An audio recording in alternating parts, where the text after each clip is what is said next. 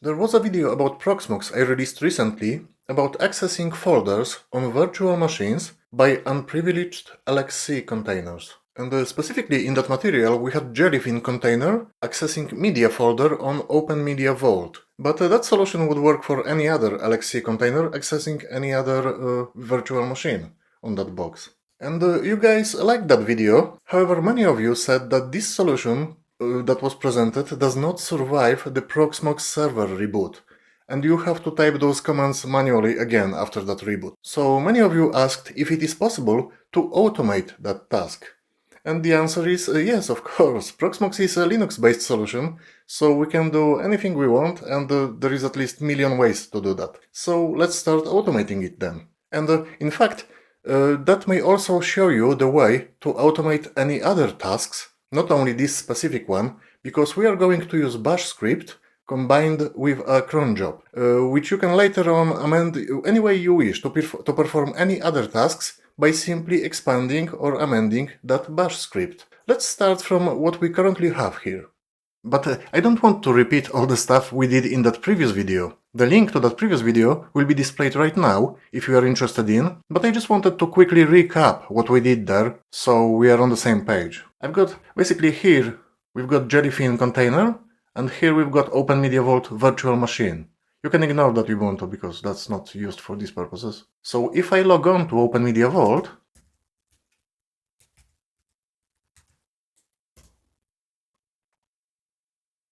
what we have here, I've got a user, the user is called SMB user, and we've got services configured, Samba services, with a shared folder called MiniPC. But please note capital M, capital P and C.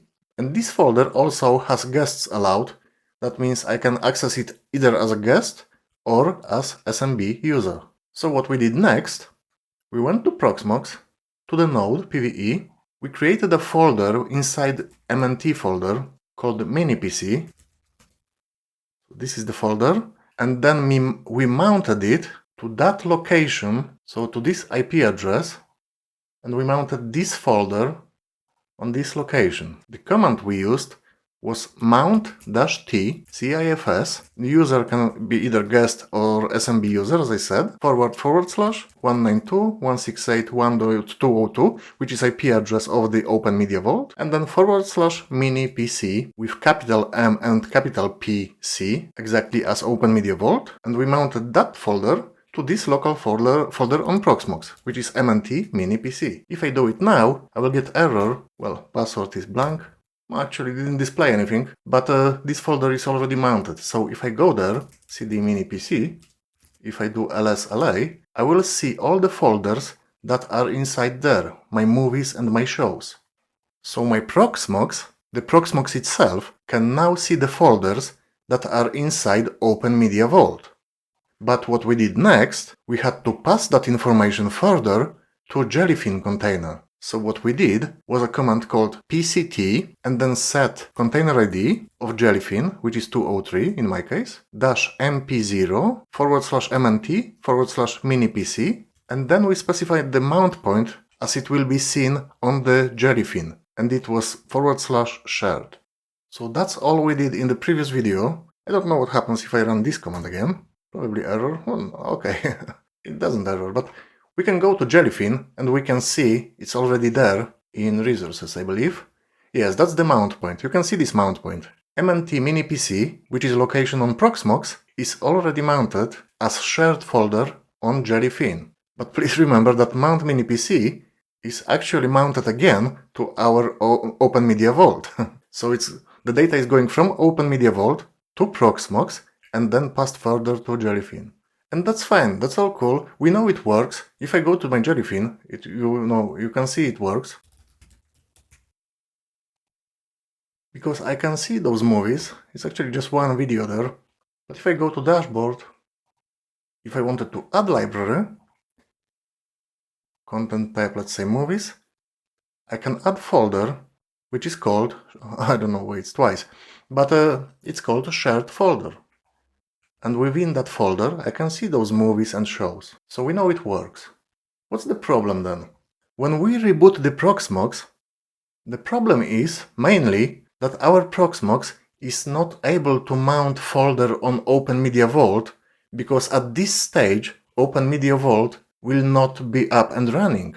So there is nothing for it to mount, and therefore there is nothing to pass further to Jellyfin.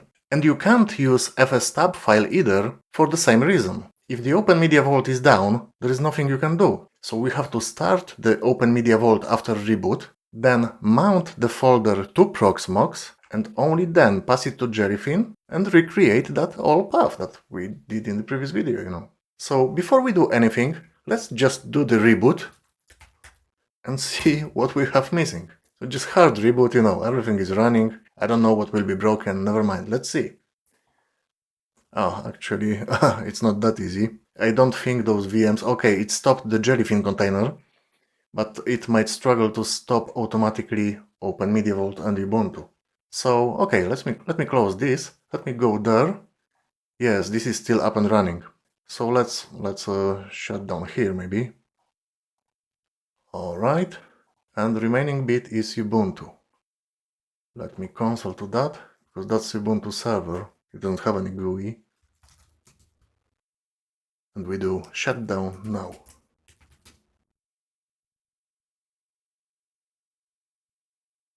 Okay, nice. So this one should be shut down shortly as well, and then the Proxmox will reboot. Sorry, I didn't think of it.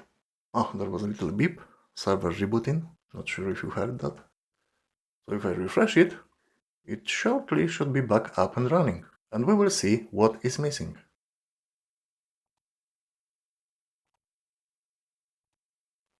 Server is up.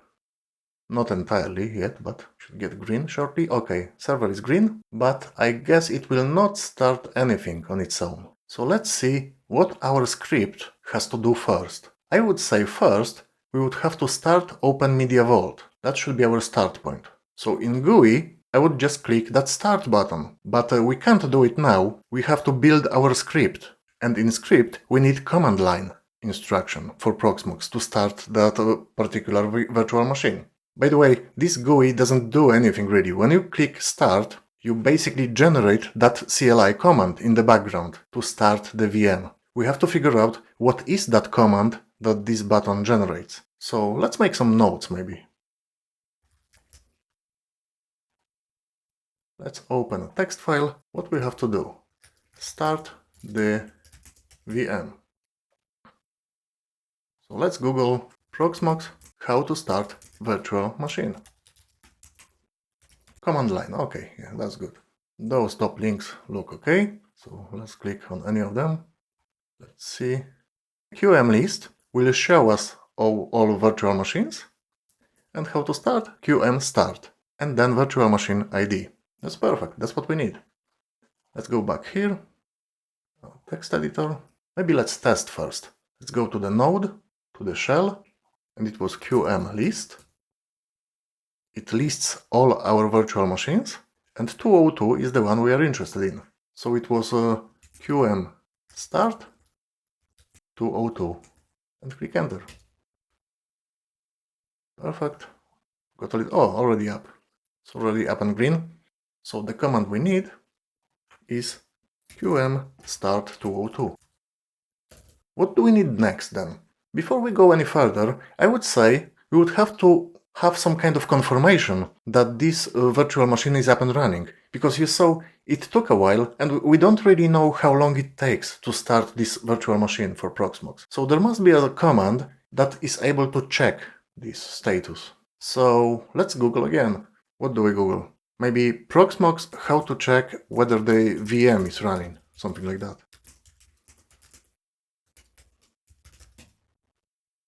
Okay, we can see directly from Proxmox. There are some instructions.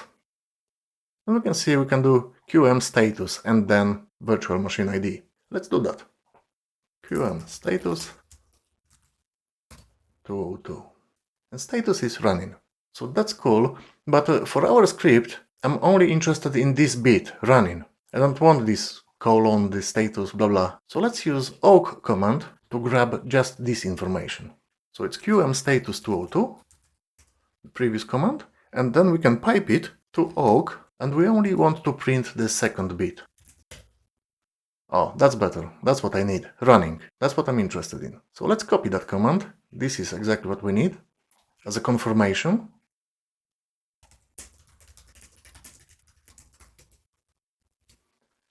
That's perfect. What we need next then? Once the VM is up and running, now it's the stage where we can mount it to the folder on the Proxmox. The folder is still there. You can see MiniPC, but if you go there, you can see it's empty because we haven't mounted what's on Open Media Vault. So for our script, next step will be to mount that folder, and it was mount.sh CIFS-O user. Maybe for this purpose we will use that smbuser, the other user, but I will have to specify the password because this user has the password as well. So it's just colon with no spaces and then the password. Super secure password. It's just for this purpose. I changed it. And then the location of remote folder and location of local folder.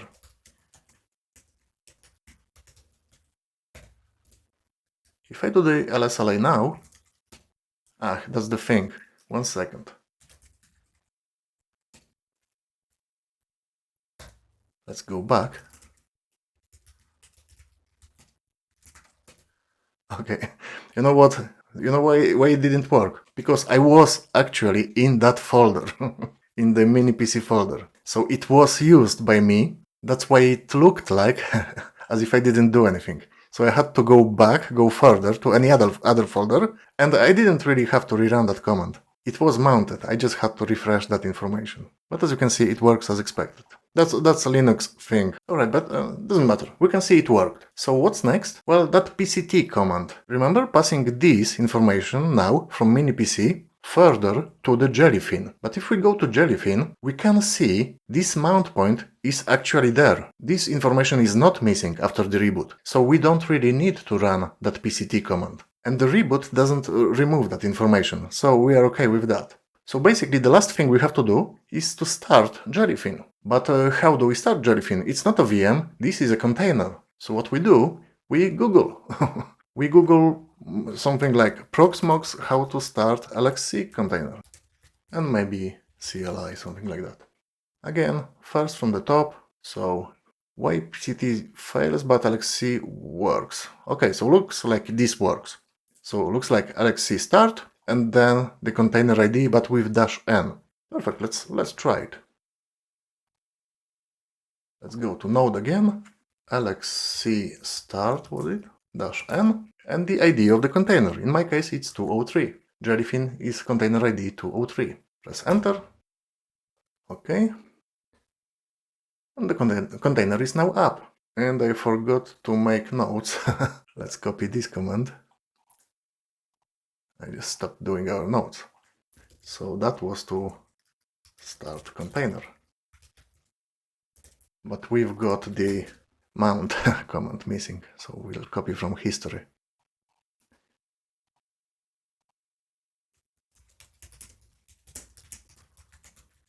I believe that's it. So how do we make script out of this thing? Let's write it somewhere on Proxmox as bash script.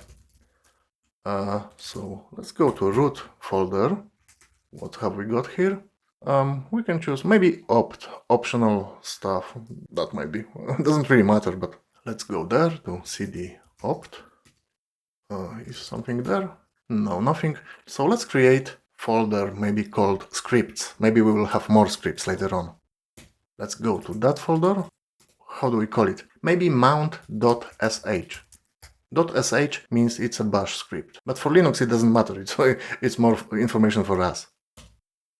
If you do bash script, if you do lsla, you will see this file is not executable, which means we cannot run it as a program. First thing we have to do is to change mode, add executable bit to that file, which means we have to run chmod +x and then the name of the file.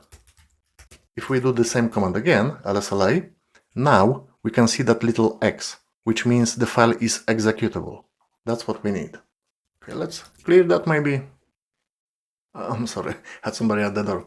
Okay, where were we? We've got the file, yes? So we created the file, mount.sh, but it's currently empty, but it's executable file. So let's do nano mount.sh to edit the file. And now we can do what's called shebang. This is basically an instruction for system how to deal with this type of file. So we do user bin env space bash. It's a bit dark font, but you know what? Never mind. I will paste entire script when it's ready. I will paste it in a video description and in the comment as well. So this is our first line. That's how we start every bash script. Click enter. And what we had next? We had qm start 202. So that's what we do. qm start 202. That's our first line. And then it was what? qm status. qm status 202 to check the status of our virtual machine if it's up and running.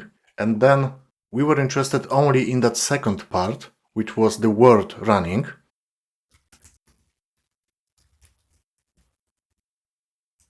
The little problem here, the program does start 202 and then status 202. The output will be different. The virtual machine will not be running at this stage. If we run the status immediately after we start the VM, the status will be different. It won't be running. So what we have to do instead, we have to wait until this output of the status command is actually running. So what I mean, we embrace that entire stuff. So it's like dollar bracket.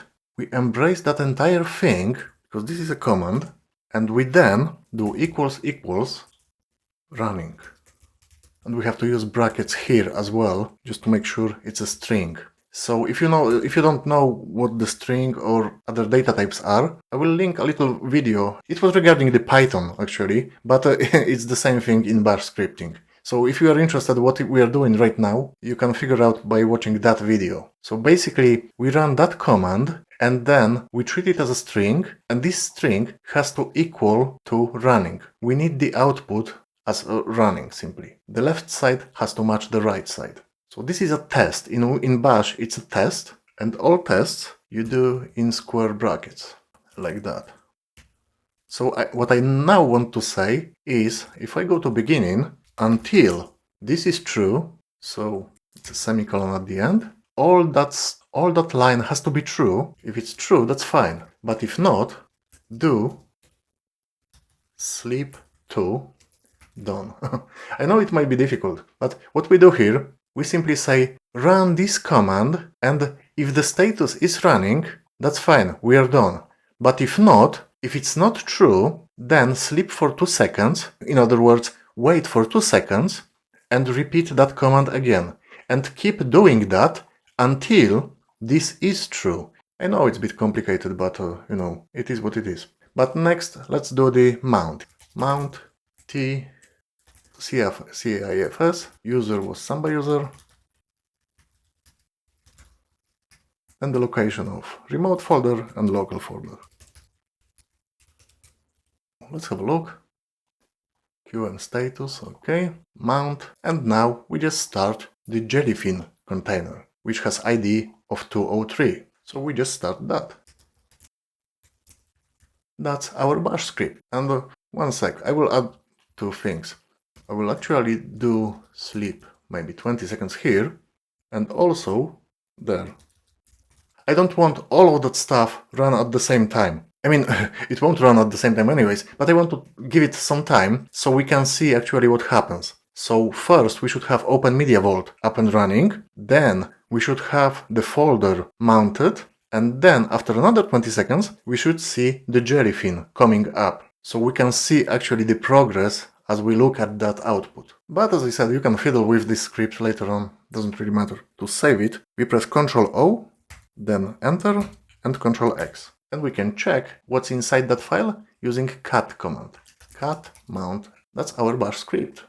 That's fine, but next question, how do I run this script when the server reboots? Because that's what we need, yes? We want to run all those commands every time a server, entire Proxmox server reboots. So we can do that using crontab. And crontab, you can write like crontab L, it lists you current jobs. And currently there is nothing running because we can see that hash. It means this is actually commented out. So this is just for our information, but there are no crons running. We have to create a new cron that will run at every reboot. So let's do that. you use crontab-e command to edit the crontab, current crontab. And then you can read all that stuff because it explains actually what it does. For example, here, if you want to run something every week at 5 AM, that's how you configure your crontab. So you can see here, it's a minute, hour, day of month, and the day of the week, etc. So if we want to edit it, we just add another line here. But the thing is, I don't want to use that format, because that format means I want to run it at specific time. So if I set something like 0, let's say,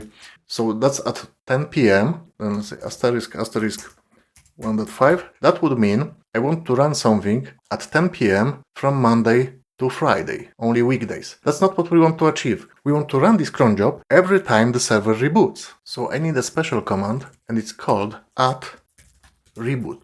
That means this line will always run when we reboot the server and it starts up. Okay, cool. So what do we want to run then? We want to run opt scripts, and then we called it mount.sh. That means we want to run that script every time a server reboots. But then for crontab, you need a little bit more information. I mean, you don't always need, but to be on the safe side, I learned it the hard way. So first, you specify what you want to use to run that script. And we want to use user bin bash. We want to explicitly tell it that this is a bash script. And then what I usually do, I redirect the dev. One second, let me write it down. You don't have to care much about it, but this basically means we redirect the standard output to dev null device, which basically discards it. And standard output is anytime you run some commands, it generates some output. We are saying that we are not interested in this. And this line says it redirects the standard error to standard output. But because we discard standard output, that means all the information that is generated, or all the messages that are generated when we run the script, are simply discarded. We are not interested in them. And then there is one more thing, very important, I would say. I specify the path environment variable.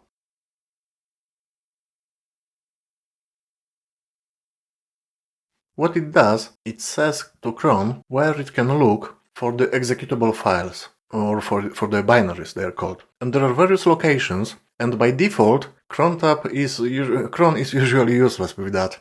So it's always better to specify all those separate locations, because colon divides every location. So this location is different than that, etc. So believe me, it's better to have it than to not have it. That's quite a lot, I know. So what we have to do, we have to press escape, :WQ, enter.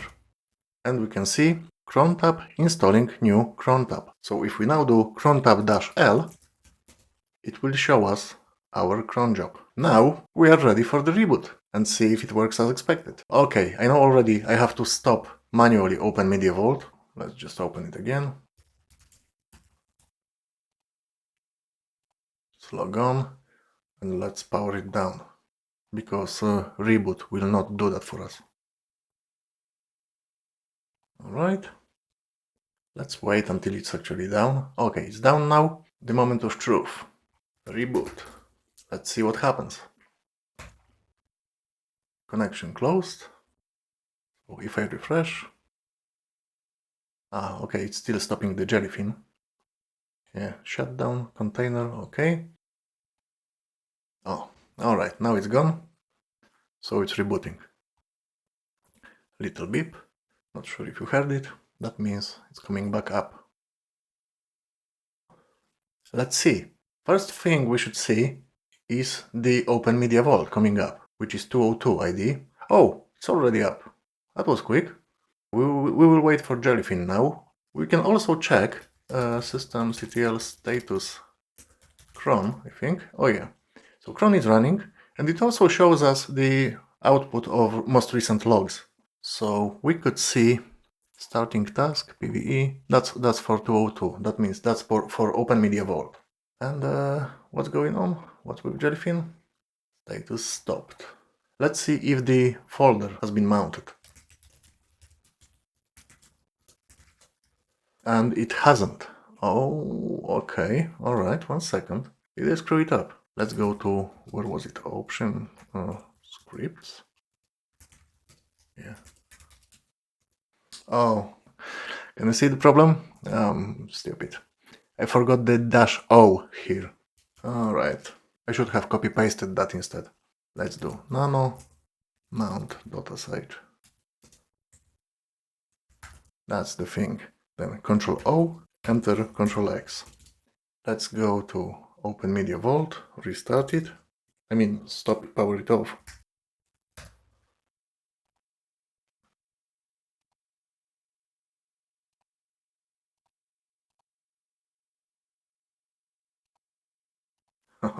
Reboot again. Let's wait for it to stop completely. Reboot. Heard a little beep, so it's rebooting. Yeah, we can't access it yet. Should be back up again shortly. Oh, there it is. Let's see this time. Successful or not successful. Open Media Vault. That's quick. I'm surprised. It's so quick for this status to be running. Let's see if it mounted now correctly. Okay, let's go back again. No, it doesn't. Okay, you know what we can do? Oh, sorry, well, I want to record it actually, because that's what it usually looks like. Something is wrong.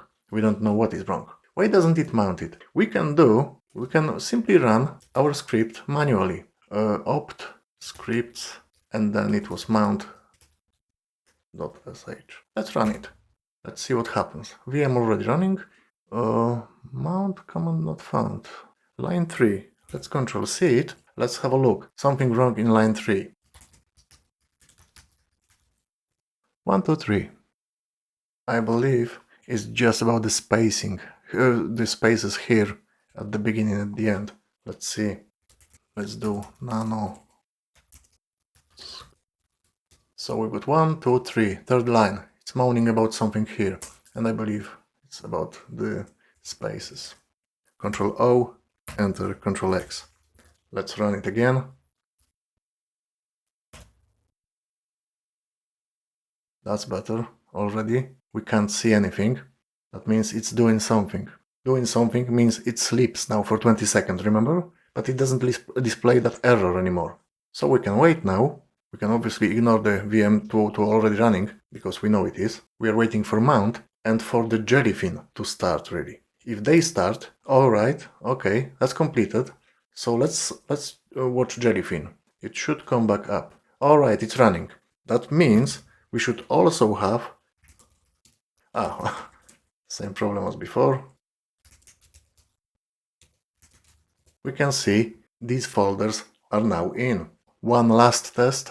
Let's reboot and see if it works after reboot. Go to Open Media Vault again. I know it's a lengthy video, but on the other hand, I wanted to show you the entire process.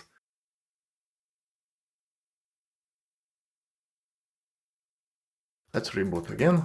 Open Media Vault down, so yes, reboot. Let's refresh. Alright, we are back. So PVE should become green shortly, and it is, together with Open Media Vault. And now I'm pretty sure it will work as expected. Let's wait for jellyfin, so it's also nice and green. We added those sleeps, so let's check the mount instead. And it is there, look at that.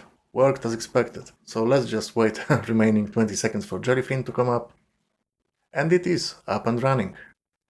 Let's open jellyfin then.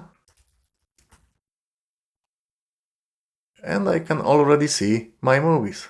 So if you go there, as the last time, if we want to go here to libraries, if we want to add library, we will see, movies, yes, and the folder, we can see that shared folder, and we can see movies and shows.